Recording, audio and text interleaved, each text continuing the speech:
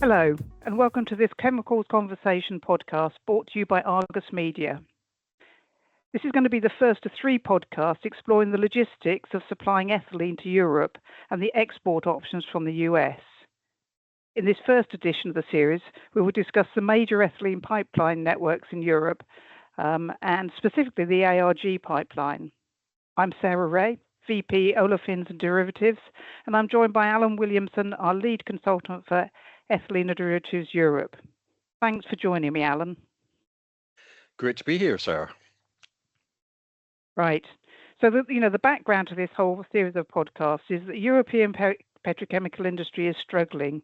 Demand hasn't really recovered following the post-COVID and European energy price crisis, and compared to other regions, we've got higher costs.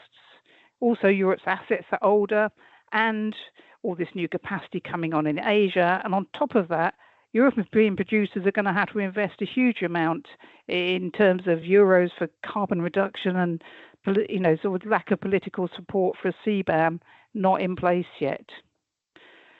So, and as a consequence, we've seen the closure of 2 European crackers last year, with 3 more likely to be closed or idled in 25, and a whole number under strategic review. Yeah, regrettably, yes, correct, Sarah, which basically means, Europe now needs to either close the equivalent derivative consumption and import more derivatives in the form of polyethylene or PVC, or really produce and import more ethylene to keep the current derivative assets going.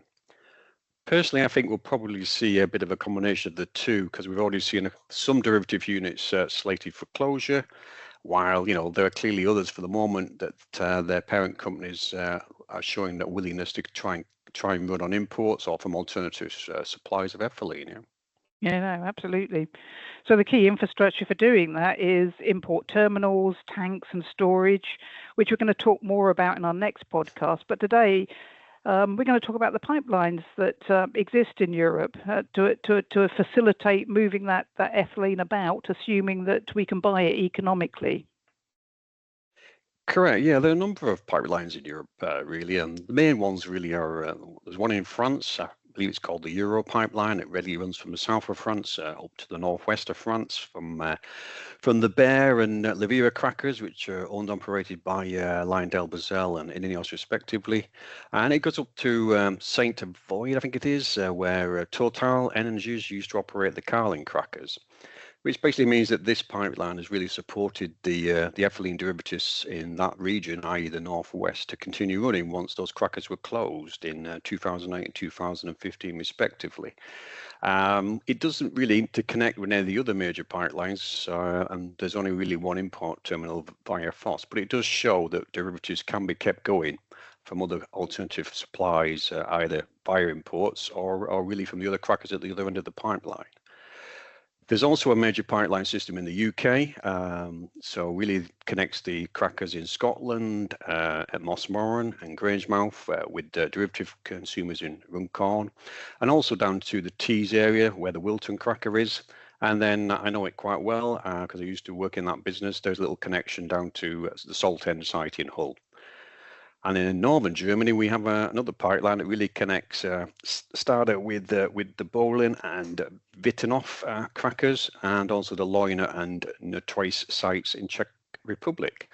Plus, there are a number of other smaller pipelines spread across Europe which connect local crackers with various derivatives and terminals. Yeah, no, that's right. But, I think, really when people talk about Europe, we talk about the main one being the ARG pipeline. So called because nobody outside of Germany can pronounce the full name. So what are the basics of this main pipeline, Alan? No, you're right. The ARG is certainly the best known and I would say probably the most extensive pipeline network across Western Europe. It runs for approximately 495 kilometers from Belgium through Germany and the Netherlands, basically from Antwerp to Cologne, with a branch up to the Gelsenkirchen area. Okay, but does it connect in with others as well? It does. So there are a number of other links via either company-owned pipelines or even an ARG, even JV in the Netherlands and Belgium that links with other petrochemical sites in the Arra and southern Belgium areas. Plus, in Germany and the southeast of Cologne, there are a series of company-owned pipelines which extend the network even further down to Frankfurt and Ludwigshafen, and even all the way down to Burghausen, which is quite close to the Austrian border. So there's a continuous link potentially all the way from Antwerp all the way down into that southern German pocket, yeah? Correct, yeah, there is indeed. It's a long way. Okay. It's a long way. So who owns it though? Who owns the ARG? Well, the current shareholders are BASF, INEOS, SABIC, and a company called Westgas, which is actually part of Evonik Pipelines kind of business, which is quite key for Evonik. So do those guys get special deals? Good question, but no. The ARG pipeline is really a common carrier, therefore accessible to all ethylene and producers and consumers along its length, and at similar transport conditions, really to avoid, competition law problems. Let's be honest. And I guess in anticipation of your next question, yes, the prices are basically therefore set on volume and distance transported. Okay. Yeah. Okay. So this all sounds positive for somebody looking to import ethylene into Europe. You could put a molecule in Antwerp and move it all the way down to into the industry in Germany. In theory, yeah. In theory, yes, but it's not quite that simple. You would think that would be the case with a pipeline, wouldn't you? But the ARG doesn't really operate in that way. In reality, the ARG is more like a series of pipelines connected to pockets of production with consumption along its length, which allows, the various suppliers and consumers to really better manage their normal ups and downs of production by being all connected. So it's acting far more like a local regional balancing system versus what we probably traditionally think of as a pipeline. Okay. I mean, can you tell us a bit more about that? That sounds odd, doesn't it? It does, and I know it's intriguing, certainly to some of our North American colleagues, how it actually works. But typically when we think about a pipeline, we typically think about, say a production unit or maybe an import terminal at one end, and a receiving derivative unit or terminal at the other end. So naturally, any product that's introduced at one end, obviously once the pipeline is full, effectively, comes out the other end.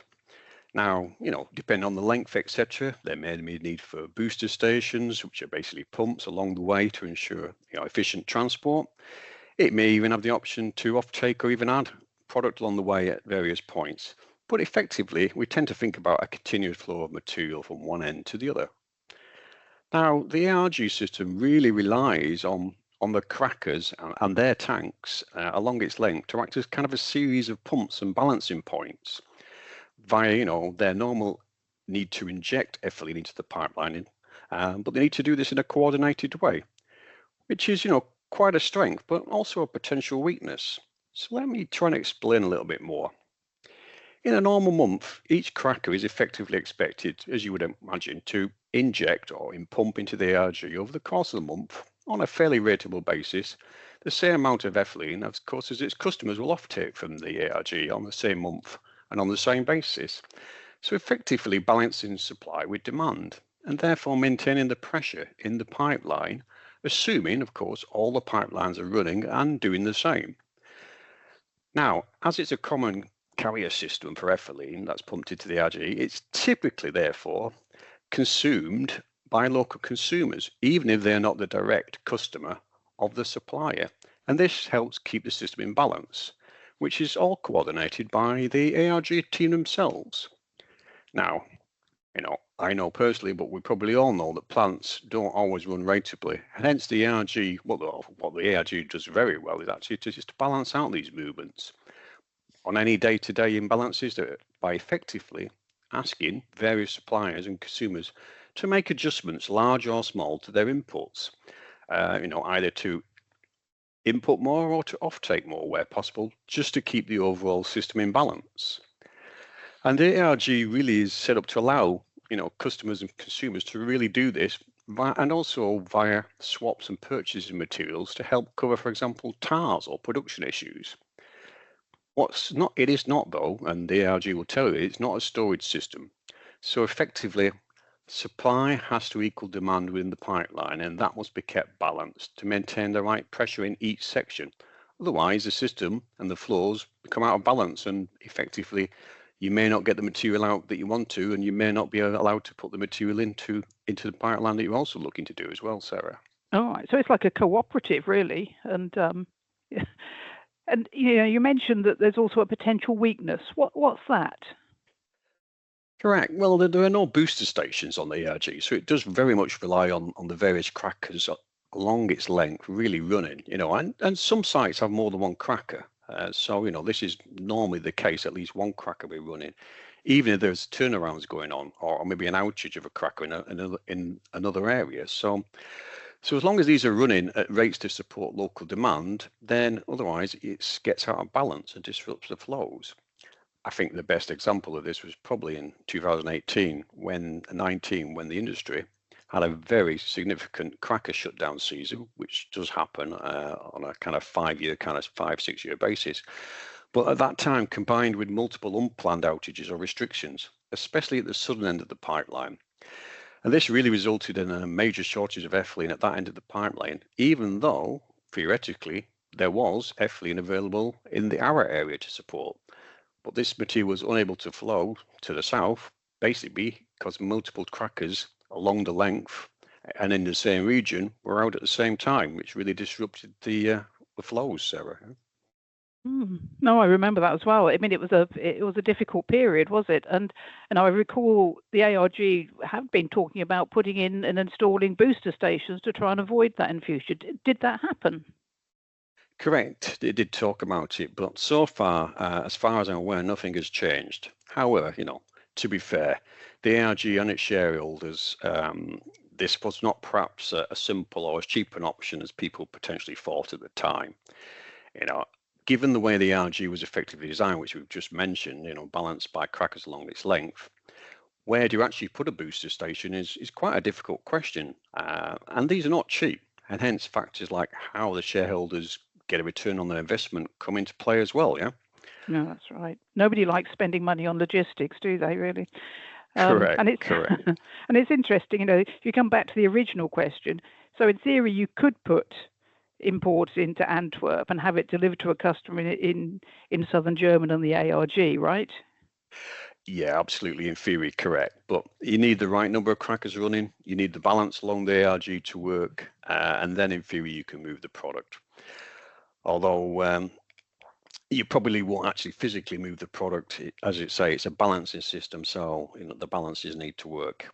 Yeah. However, this is very inefficient and it's quite complicated, so it's very expensive. And to be quite honest, you'll probably pay almost as much to move it from, so we say, the Ara area to southern Germany as you did to move it across the Atlantic. So which is why it rarely happens in practice. Most imported material stays in the Ara area.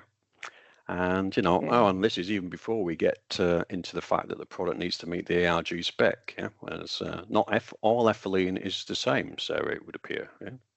No, that's another one, isn't it? I mean, at the time, it happened again this year, or sort of late, it's sort of parts of last year, that the US specification for ethylene, ethane in ethylene, does not generally meet the ARG spec, but by a combination of mixing product and running certain crackers, they load product that does meet it most of the time, but not always. Yeah, correct. Do you think that could happen again? I think we have to say that if it's happened once, then in theory it can happen again. And and also to my kind of my mind kind of thinking, if we get more and more ethylene produced in the US for export, which doesn't meet the ARG spec, then, it's got to become more difficult for enterprise to be able to balance that out. So, I think for now it was definitely an isolated event, but, certainly one that people are now more aware of and want to keep an eye on. Yeah. And couldn't the ARG just change its spec? That could happen, but, it takes this industry and downstream users quite a long time to get products approval. And, this is not an overnight job. It's just as simple as saying we change the spec. So I don't really see an incentive for the ARG to do this in the short to medium term, at least. Yeah. No, that's true, especially given the role of the ARG to help balance the European cracker fleet versus imports. Yeah. Yeah, correct. So, so to go back to your question, if the right number of crackers are running on both sides of the Atlantic and the ethylene meets the spec, then, in theory, you can move it to southern Germany, but due to the complexity and expense of doing so, this doesn't really happen, and it's not really a feasible long-term solution. I suppose the other side to it is you have to then find import terminals. So, like I say, you also need to find an import terminal willing to import your ethylene, yeah? But that's going to be the subject of our next podcast, I believe, yeah? No, that's right. It is indeed. So maybe we should leave it for there and pick this up next time. So thanks, Alan, for your time today. It's been a pleasure. I would just like to add, though, that in my experience, the team at the ARG do a really great job in ensuring that any product gets to where it's needed as efficiently and safely as possible. In sometimes some pretty difficult operator situations, and really the European industry would be definitely a much poorer place without them and the ARG pipeline. Yeah. No, that's really great points. That safety element is key to the industry or through everything it does. Yeah, completely. Correct. So that concludes today's podcast. We hope you found it interesting, and any subsequent questions or comments are welcome. Meanwhile, we look forward to welcoming you to our next podcast in this series when we're going to explore the logistics and terminal options for ethylene in Europe and the exports available from the US. So thanks, Alan, for sharing your insights. Logistics has always been at the heart of the understanding of the European ethylene market. So it's really interesting to explore that with more of the specifics. And if you want to learn more about our market coverage or the ethylene trade balance, which is covered in this podcast, then it's in our biannual ethylene analytics product that looks at production and trade on a country, global and regional level with a 10-year forecast. So you can get in touch with us via our website.